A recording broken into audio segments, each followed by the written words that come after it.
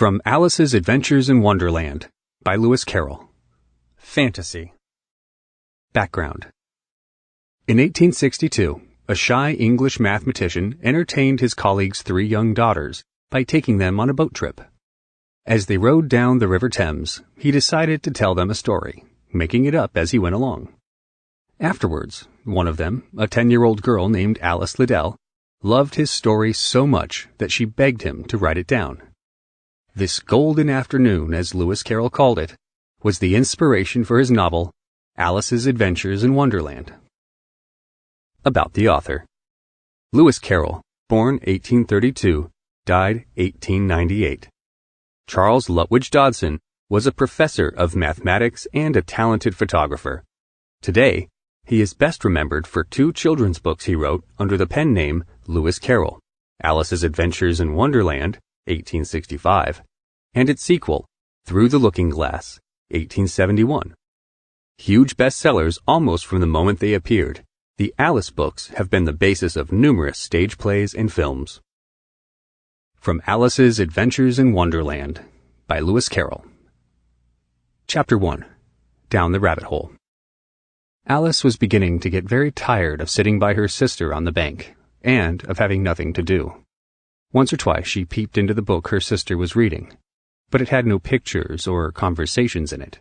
And what is the use of a book, thought Alice, without pictures or conversation?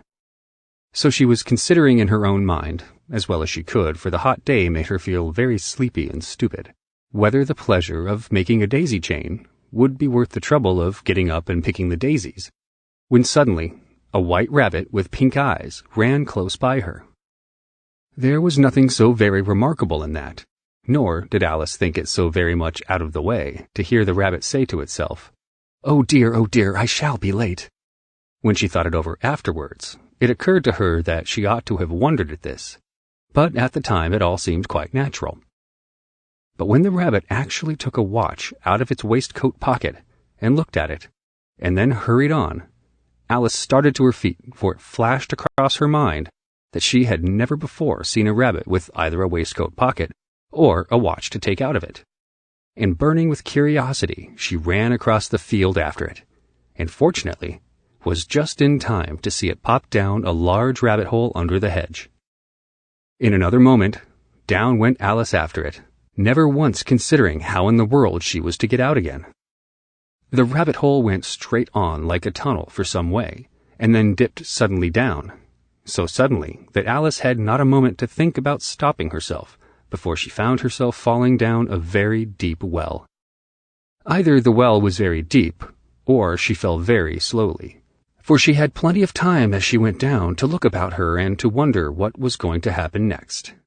First, she tried to look down and make out what she was coming to, but it was too dark to see anything. Then she looked at the sides of the well, and noticed that they were filled with cupboards and bookshelves. Here and there she saw maps and pictures hung upon pegs. She took down a jar from one of the shelves as she passed. It was labeled Orange Marmalade, but to her great disappointment, it was empty. She did not like to drop the jar for fear of killing somebody, so managed to put it into one of the cupboards as she fell past it. Well, thought Alice to herself, after such a fall as this, I shall think nothing of tumbling downstairs. How brave they'll all think me at home. Why, I wouldn't say anything about it, even if I fell off the top of the house, which was very likely true. Down, down, down. Would the fall never come to an end?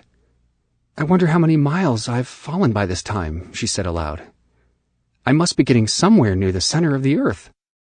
Let me see, that would be 4,000 miles down, I think. For, you see, Alice had learned several things of this sort in her lessons in the schoolroom, and though this was not a very good opportunity for showing off her knowledge, as there was no one to listen to her, still it was good practice to say it over. Yes, that's about the right distance, but then I wonder what latitude or longitude I've got to. Alice had no idea what latitude was, or longitude either, but thought they were nice grand words to say. Presently she began again. I wonder if I shall fall right through the earth. How funny it'll seem to come out among the people that walk with their heads downward. The antipathies, I think. She was rather glad there was no one listening this time, as it didn't sound at all the right word. But I shall have to ask them what the name of the country is, you know. Please, ma'am, is this New Zealand or Australia? And she tried to curtsy as she spoke. Fancy curtsying as you're falling through the air. Do you think you could manage it? And what an ignorant little girl she'll think me for asking. No, it'll never do to ask. Perhaps I shall see it written up somewhere. Down, down, down. There was nothing else to do, so Alice soon began talking again. Dinah'll miss me very much tonight, I should think. Dinah was the cat. I hope they'll remember her saucer of milk at tea time. Dinah, my dear, I wish you were down here with me. There are no mice in the air, I'm afraid, but you might catch a bat, and that's very like a mouse, you know. But do cats eat bats, I wonder? And here Alice began to get rather sleepy, and went on saying to herself in a dreamy sort of way, Do cats eat bats? Do cats eat bats? And sometimes, do bats eat cats? For you see, as she couldn't answer either question, it didn't much matter which way she put it. She felt that she was dozing off and had just begun to dream that she was walking hand in hand with Dinah, and saying to her very earnestly, Now, Dinah, tell me the truth. Did you ever eat a bat? When suddenly, thump, thump, down she came upon a heap of sticks and dry leaves, and the fall was over. Alice was not a bit hurt, and she jumped up onto her feet in a moment. She looked up, but it was all dark overhead. Before her was another long passage, and the White Rabbit was still in sight, hurrying down it. There was not a moment to be lost. Away went Alice like the wind, and she was just in time to hear it say as it turned the corner, Oh, my ears and whiskers, how late it's getting! She was close behind it when she turned the corner, but the rabbit was no longer to be seen. She found herself in a long, low hall, which was lit up by a row of lamps hanging from the roof. There were doors all round the hall, but they were all locked, and when Alice had been all the way down one side and up the other, trying every door, she walked sadly down the middle, wondering how she was ever to get out again. Suddenly, she came upon a little three-legged table, all made of solid glass. There was nothing on it except a tiny golden key, and Alice's first thought was that it might belong to one of the doors of the hall. But alas, either the locks were too large or the key was too small. But at any rate, it would not open any of them. However, on the second time round, she came upon a low curtain she had not noticed before, and behind it was a little door about 15 inches high. She tried the little golden key in the lock, and to her great delight, it fitted. Alice opened the door and found that it led into a small passage, not much larger than a rat-hole. She knelt down and looked along the passage into the loveliest garden you ever saw.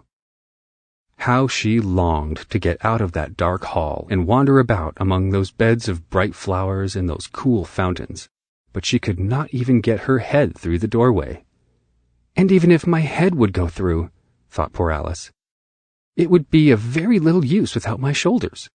Oh, how I wish I could shut up like a telescope. I think I could if I only know how to begin. For you see, so many out-of-the-way things had happened lately that Alice had begun to think that very few things indeed were really impossible.